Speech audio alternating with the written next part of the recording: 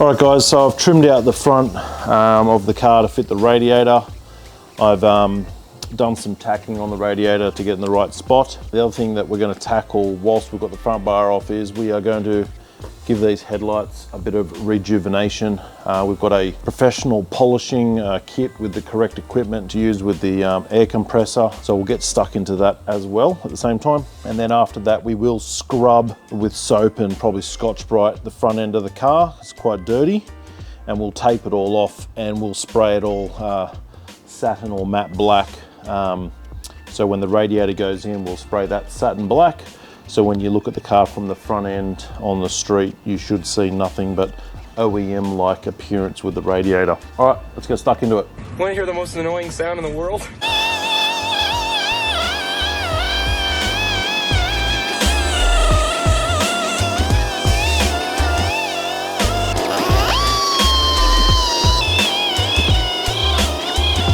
All right, so I've just done it mechanically with the air tool. So I've just got a pad. This is 1200 grit. I'm just mainly going over it with my hand to clean all the stuff off so I can actually see if there's any deep scratches in it now. Sometimes the air tool can be a bit aggressive. So I'm doing this just so I have noticed there's a crack in it, which I hadn't seen before, mainly because it was a bit yellow. So we'll get some glue into that to try and prevent that from getting any worse. All right, so it's looking pretty good. Again, this is 1200, then we've got 1500, and then we'll step it up to 2000, and then we'll polish it with some specific headlight plastic polish. But I can already see it's a world of difference from how we started. So another little point, if you guys haven't polished or polished in general, the more effort you put in, especially on the early stages, the better the result. That's with paint and polish, it's all about the preparation. So I'm just trying to get at any decent scratches now, because once you go past this stage, you're not really going to make the great gains or great result that you're chasing. Now that we've dried that off, that's with the 1200. I think it's looking pretty good. I can't really see any sort of major scratches other than this crack on the corner here, which I'm fine with. So let's keep going. Time for 1500. All right, here we got 1500 on the gun. Make sure you got plenty of water on it, otherwise it heats up and you can sort of soften up the surface of the plastic. Let's get some air.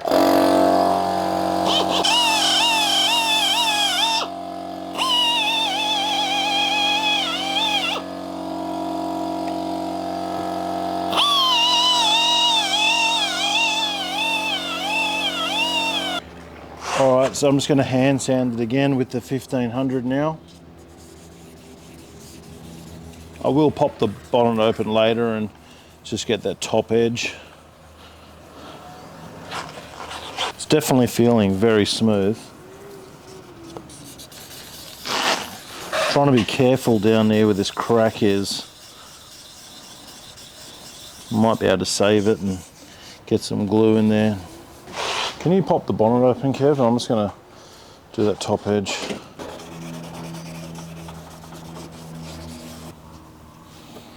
All right, so I've just finished up with the 1500 there. It feels, well, I'd say like feels like glass, but it feels like a very smooth plastic at this stage. Felt smooth. That felt really smooth. All right, so time for 2000.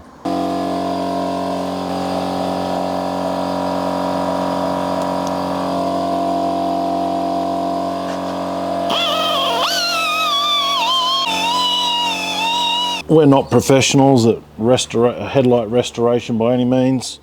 If anyone was watching this and has got some tips to share in the comments for people to look at, it'd be good if you could mention whatever you've got to say. If anyone knows of a polish or some sort of material to polish the side windows of this car, there are some small scratches from dirt being in the seals going up and down over many times over the years, so we would like to try and polish those out of the glass. Again, if anyone can comment on that or what sort of material to use, hopefully we can use the equipment we've already got with some different compounds. All right, so I'm hand sanding this with 2000 and feels like I've got grease in between the 2000 medium and the plastic. It feels so slippery. I think we're done for now, and now we'll get the compound out and the buffing pads. So quickly give it a wipe down. The plastic feels incredibly smooth now. All right, let's get stuck into it. So I've just put on the most coarse polishing foam attachment, and we're using this stuff here called Max Cut 3.0. It says Surface Care. It's from Detroit Surface Care, that's the brand. Let's see what sort of gains we can have here. Again, you guys will be saying I'm putting too much on or something like that. Again, I'm not a pro. I'll just start dabbing it on there.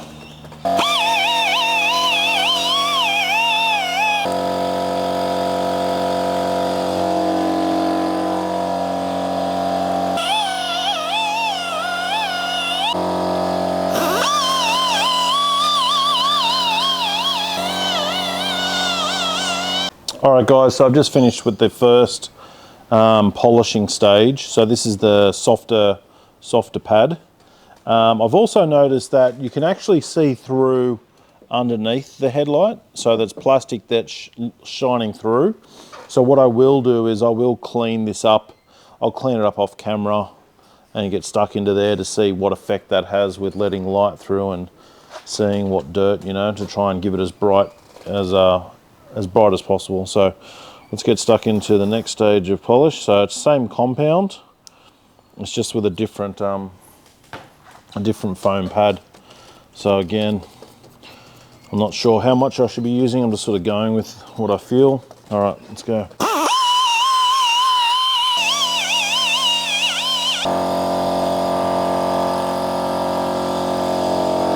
So on the last coat or layer, or what I did is I added a bit more polish and let it sit. So it's just drying now, and we've got put the fluffy pad on. Once we've polished it, whatever it is, it's as good as it's going to get.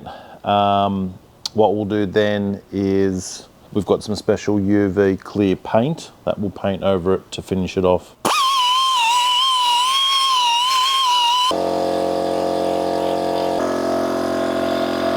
So I've just taped up the headlight, nothing too serious obviously here.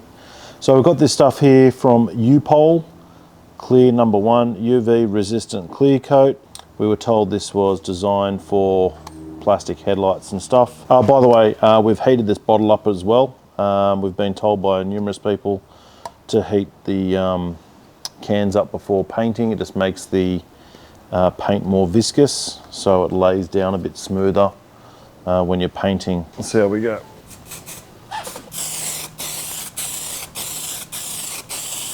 We've been told to do 3 coats. Pretty happy with that one. So we'll let that sit for about 10-15 minutes before we hit it again.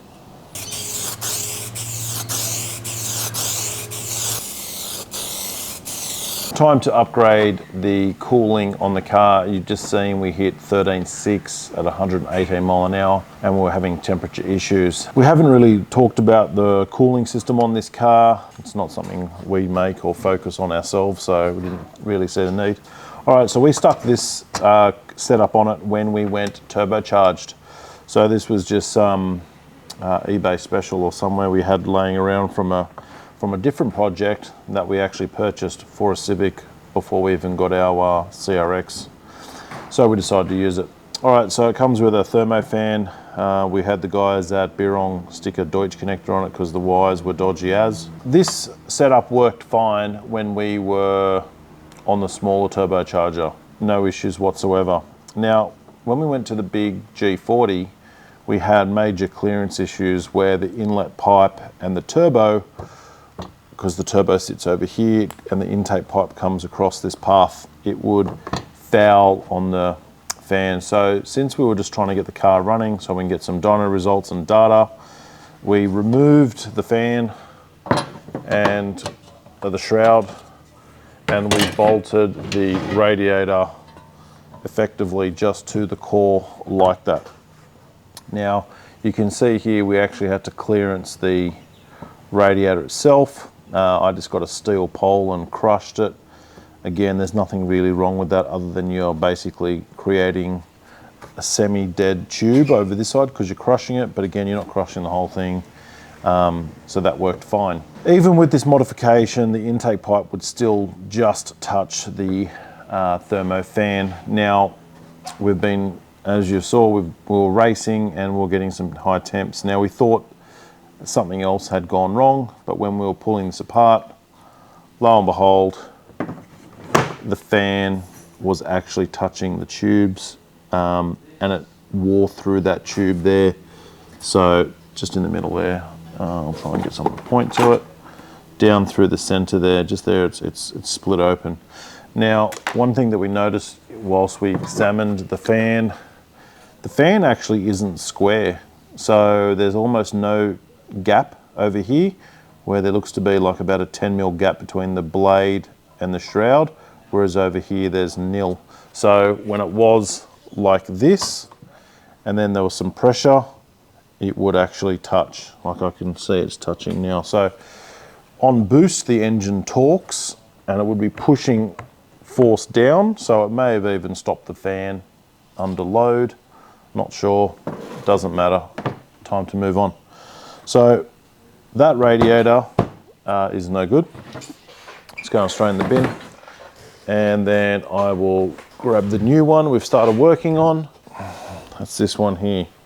So I've done a bit of research regarding radiator fans. I'll stick it back around the same orientation.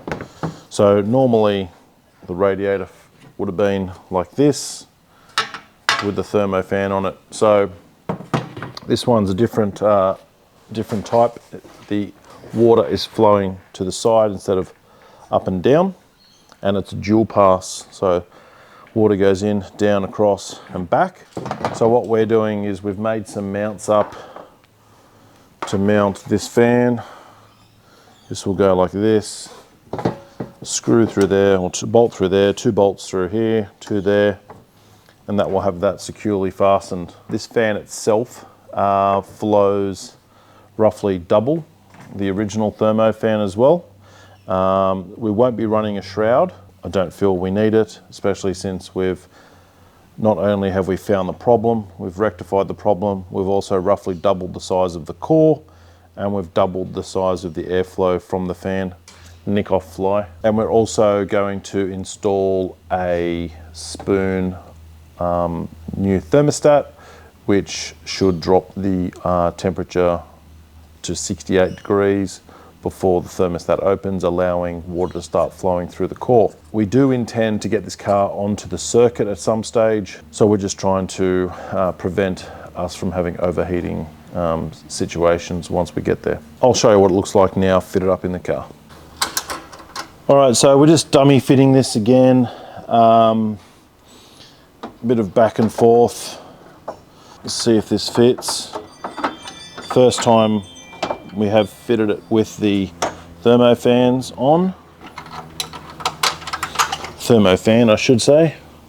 Singular. Hopefully it fits. Once this is mounted, I'll then do some reinforcing mounts on these brackets. I'll have a 5mm plate that comes off here, if you guys can see that.